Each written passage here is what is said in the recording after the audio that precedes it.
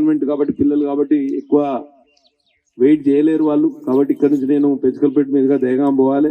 కాబట్టి క్షమించండి, ఇంకోసారి మంచి తీరిగ్గా వస్తాం. మీ అందరి సాధక బాధకాల్లో పాలు పంచుకుంటాం, చేదోడు వాదోడుగా ఉంటాం, ఇక అండదండగా ఉంటాం. ఎవరైతే అధీన పడాల్సిన అవసరం లేదు. ఈ గ్రామానికి పురుషోత్తమరావు గారికి ఉన్న బంధం అనుబంధం నేను మీకు గుర్తు చేయాల్సిన అవసరమే లేదు. ఆయన ఆకాంక్షలకు అనుగుణంగా, ఆయన ఆశయాలకు అనుగుణంగా పనిచేస్తాం. మీకు భూమి సమస్యలు కావచ్చు, మిగతా ఏమైనా సమస్యలు ఉంటే మా దృష్టికి తీసుకురండి. ఈ నియోజకవర్గం పూర్తిగా ఇవారు ఊపిరి పీల్చుకున్నది. ఒక ఏమంటారు, రాక్షస పాలన అంతమై మనం ముందుకు పోతున్నామనే ఆలోచన ప్రజల్లో ఉన్నది. ఇవాళ కాగజ్నగర్ మార్కెట్లో కానీ ఎక్కడ కానీ ప్రశాంతమైన వాతావరణం. పోలీసులు అయితే ఫుల్ ఊపిరి పీల్చుకుంటారు. పోలీసులకు చాలా సంతోషంగా ఉన్నది. లేకపోతే రోజు రపరప, రోజు వీని మీద వాడి కేసు పెట్టాలి, వాడి మీద కేసు పెట్టియాలి.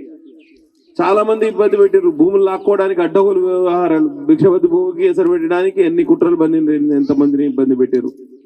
ఒక మహిళని చూడకుండా రోడ్ల మీద కొట్టుకుంటూ తీసుకువెళ్ళి, ఎంత దారుణం. సభ్య సమాజం ఏది కూడా క్షమించదు. అటువంటి పరిస్థితి ఉండనే ఉండదు. ఎవరి పనులు వాళ్ళు చేసుకుంటారు. అందరూ మీరు అభివృద్ధి విషయం